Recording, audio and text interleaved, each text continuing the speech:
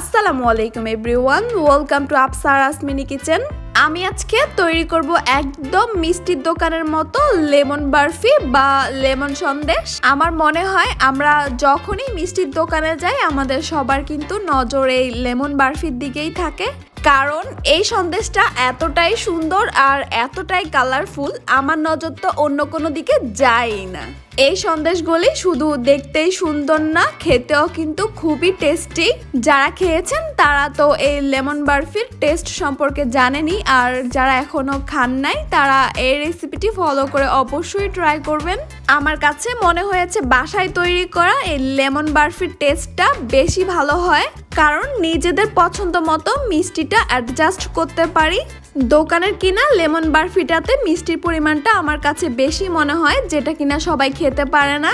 আর তাই আপনাদেরকে একদম সহজ ওয়েতে লেমন বারফি করে দেখাবো।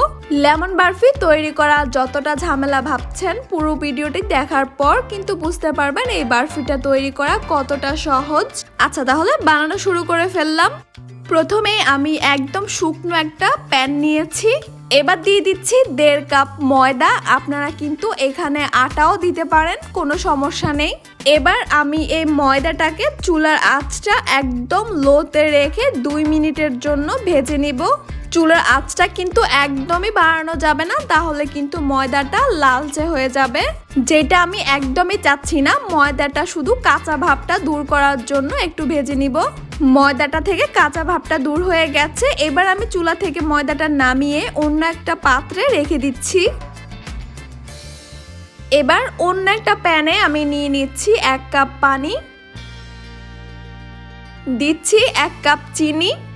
আপনারা এই লেমন বারফিতে কিরকম মিষ্টি খেতে পছন্দ করবেন, আপনারা আপনাদের পছন্দ মতো চিনির পরিমাণটা আরো বাড়িয়ে বা কমিয়ে দিতে পারেন। এবার আমি একটা শিরা তৈরি করে নিব। এই শিরাটা পাতলা শিরা হবে না, একটু ঘন হবে, কিন্তু খুব বেশি ঘন শিরা হবে না। শিরাটা কতটা ঘন হবে সেটা বোঝার জন্য আমি একটু হাতে নিয়ে দেখিয়ে দিচ্ছি। আপনারা যদি একটু খেয়াল করে দেখেন, শিরাটা ঘন হবে ঠিকই, কিন্তু শিরার মধ্যে 1 তার 2 তার কোনো রকমের তার হবে না।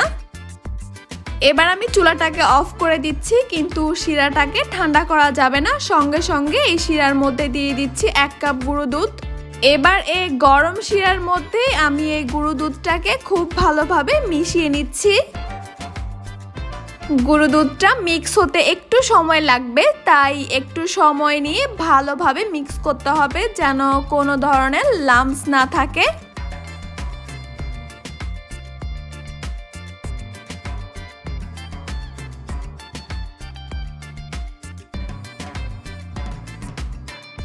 গুঁড়ো দুধটা শিরার সঙ্গে খুব ভালোভাবে মিশে যাওয়ার পর আমি যেই ময়দাটা ভেজে রেখেছিলাম এর মধ্যে সেই ময়দাটা দিয়ে দিচ্ছি।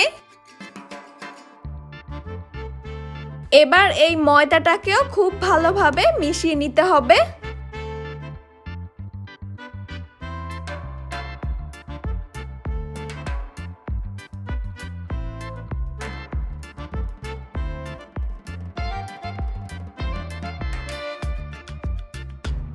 ময়দাটা যখন ভালোভাবে মিশে যাবে তখন আমি এর মধ্যে দিয়ে দিচ্ছি 1/3 কাপ বাটার। আচ্ছা, আমি একটু বলি, দোকানে যে লেমন বারফিটা তৈরি করা হয় সে লেমন বারফির মধ্যে কিন্তু ডালডা ইউজ করা হয়। ডালডা দিলে লেমন বারফিটা দোকানের বারফির মতো শক্ত হবে। বাটার বা ঘি দিয়ে বানালে দোকানের লেমন বারফির মতো অতটা শক্ত হবে না, কিন্তু টেস্টের দিক থেকে কোনো রকমের হেরফের হবে না। আপনাদের কাছে বাটার, ঘি বা ডালডা যেটা অ্যাভেলেবেল থাকে সেটা দিয়েই বানাতে পারবেন। চুলাটা অন করার কোনো প্রয়োজন নেই, এখনো কিন্তু এই সন্দেশের মিশ্রণটা বেশ গরম রয়েছে, আর এই গরমেই কিন্তু একদম বাটারটা গলে খুব স্মুথ ভাবে একটা ডোয়ের মতো তৈরি হয়ে যাবে। বাস, সন্দেশের মিশ্রণটা একদম তৈরি। এবার আমি এই মিশ্রণটা অন্য কিছুতে তুলে নিচ্ছি। সন্দেশের মিশ্রণটাকে কিন্তু একদম ঠান্ডা করে ফেলা যাবে না, তাহলে কিন্তু এই মিশ্রণটা জমাট বেঁধে যাবে। এবার এই সন্দেশের মিশ্রণটাকে আমি যেটা করব সেটা হচ্ছে 5 ভাগে ভাগ করে নিব। 3টা ভাগ করব একই সমান ছোট ছোট করে। একটা ভাগে প্রায় 2 টেবিল চামচের মতো করে নিয়েছি।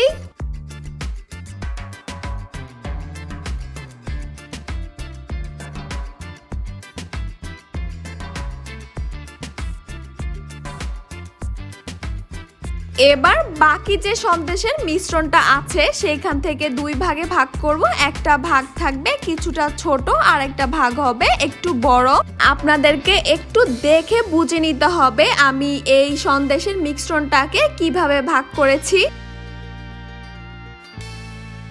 এইবার আমি একটা প্লেটের মধ্যে কিছুটা বাটার মেখে নিলাম। এইবার যে ছোট ছোট তিনটা ভাগ করেছিলাম সেইখান থেকে একটা ভাগ নিয়ে নিলাম। এবার এর মধ্যে দিয়ে দিচ্ছি 2 থেকে 3 ফোঁটা রেড ফুড কালার। ফুড কালারটা খুব ভালোভাবে মিক্স করে নিতে হবে।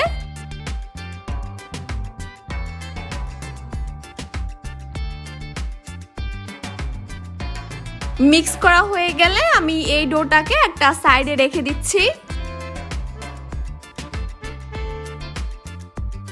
এবার আরেকটা ভাগ নিয়ে হলুদ ফুড কালার মিশিয়ে নিচ্ছি।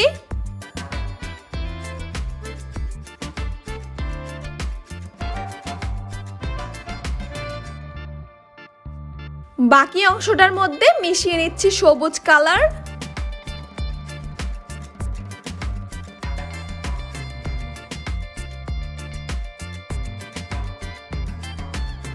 মিশিয়ে নেওয়া হয়ে গেছে, এইটাও একটা সাইডে রেখে দিচ্ছি। এবার বাকি দুইটা ভাগের মধ্যে যেই ভাগটা ছোট ছিল সেই ভাগটা নিয়ে নিলাম আর এই ভাগটার মধ্যেও সবুজ কালার মিশিয়ে নিচ্ছি। মিশিয়ে নেওয়া হয়ে গেছে, এবার আমি সবগুলি কালার দেখিয়ে দিচ্ছি। কালার মেশানো একটা অংশ হচ্ছে বড় সবুজ কালার আর তিনটা হচ্ছে ছোট। এবার এই সন্দেশের মিশ্রণগুলিকে পাতলা একটা ভিজানো সুতি কাপড় দিয়ে ঢেকে রাখবো। এবার একটা র্যাপিং পেপারের উপরে আমি কিছুটা বাটার মেখে নিয়েছি আর কালার মেশানো সন্দেশের ডো থেকে একটা ডো নিয়ে নিয়েছি আর যেমনটা দেখছেন একটা লম্বা শেপ করে নিচ্ছি।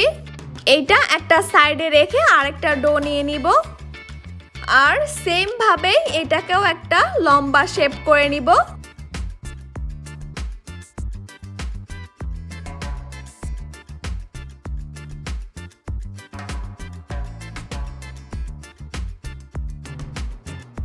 এইভাবে বাকি যে ছোট সবুজ কালারের ডোটা ছিল ওটাকেও লম্বা শেপ করে নিচ্ছি। বাস একটা সাইডে রেখে দিচ্ছি। এবার আমি এই র্যাপিং পেপারের উপরে আরো কিছুটা বাটার মেখে নিচ্ছি।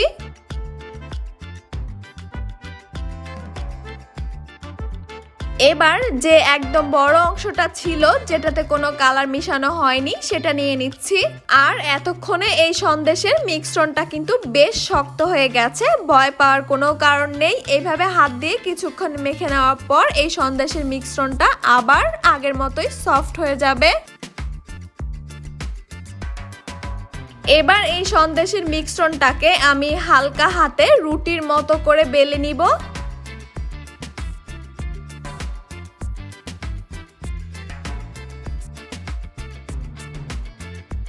এটা কিন্তু আমরা সব সময় যেরকম রুটি বানাই সেরকম পাতলা হবে না, একটু ভারী হবে যেরকমটা দেখতে পাচ্ছেন। এবার ফুড কালার মিশানো অংশ থেকে একটা অংশ নিয়ে নিলাম। সন্দেশের রুটিটাকে একবার ফোল্ড করে নিয়েছি। এবার দিয়ে দিচ্ছি সবুজ কালার মিশানো সন্দেশের মিশ্রণটা, আবার ফোল্ড করে নিব।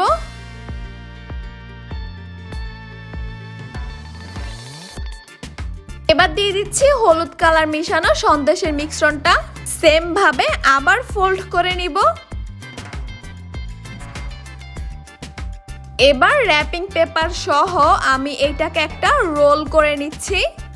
এবার এটাকে 10 মিনিটের জন্য একটা সাইডে রেখে দিচ্ছি সেট হওয়ার জন্য।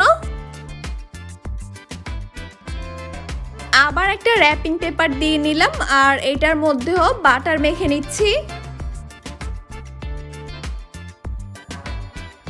এবার যে বাকি সবুজ কালারের মিক্সারটা ছিল ওটা নিয়ে নিচ্ছি আর এইটা দিয়ে পুরা সন্দেশটা কভার করব। এইটাকেও আমি বেলে নিচ্ছি রুটির মতো করে, তবে এইটা পাতলা করে বেলে নিব।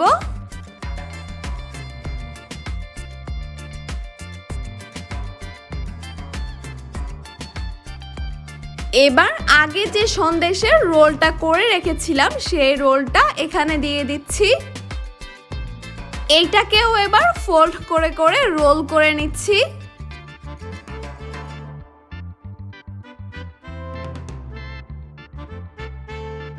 এবার সন্দেশের রোলটাকে র্যাপিং পেপারে ভালোভাবে মুড়িয়ে নিচ্ছি।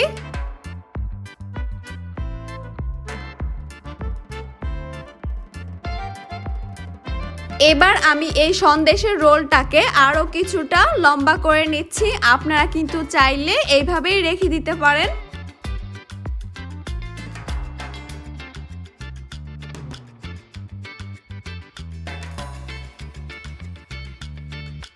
লেমন বারফিগুলি কাটার পর দেখতে যেন সুন্দর লাগে, তার জন্য আমি একটা নাইফ দিয়ে এইভাবে সন্দেশের রোলটাকে একটু দাগ টেনে নিচ্ছি।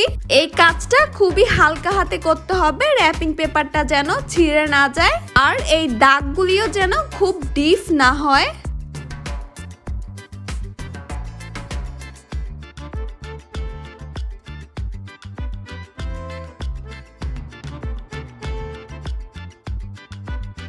এই কাজটা আপনারা স্কিপ করতে পারেন, আমি শুধুমাত্র দেখতে সুন্দর লাগার জন্য করেছি।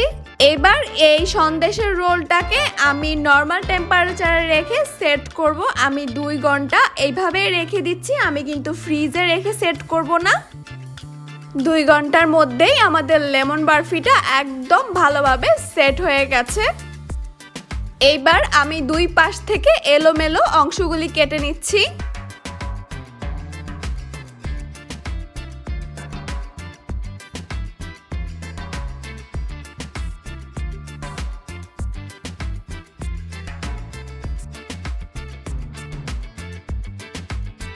এইবার আমি লেমন বারফিটা কেটে দেখাচ্ছি ভিতরটা কেমন হয়েছে।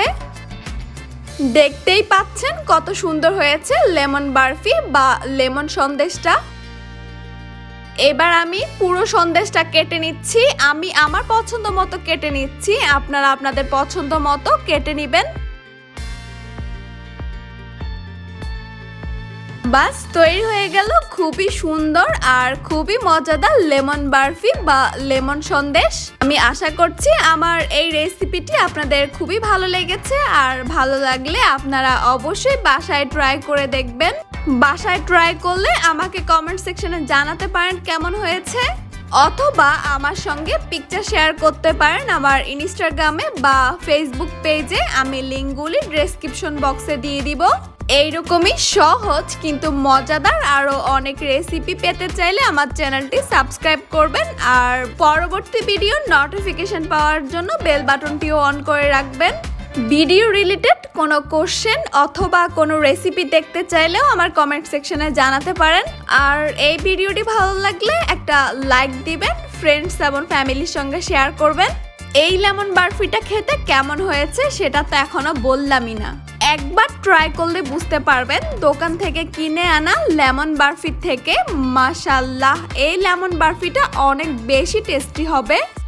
আমি আপনাদেরকে ডিটেলস ভাবে বোঝানোর চেষ্টা করেছি, তাই যতটা সম্ভব হয়েছে আমি ভিডিওটা আনকাট রেখেছি আর অতিরিক্ত বক বক করে ফেলেছি আপনাদের যেন বুঝতে কোনো অসুবিধে না হয়। আর তাই ভিডিওটি লম্বা হয়ে গেছে। এতক্ষণ সঙ্গে থাকার জন্য অসংখ্য ধন্যবাদ। সবাই ভালো থাকবেন। আল্লাহ হাফেজ।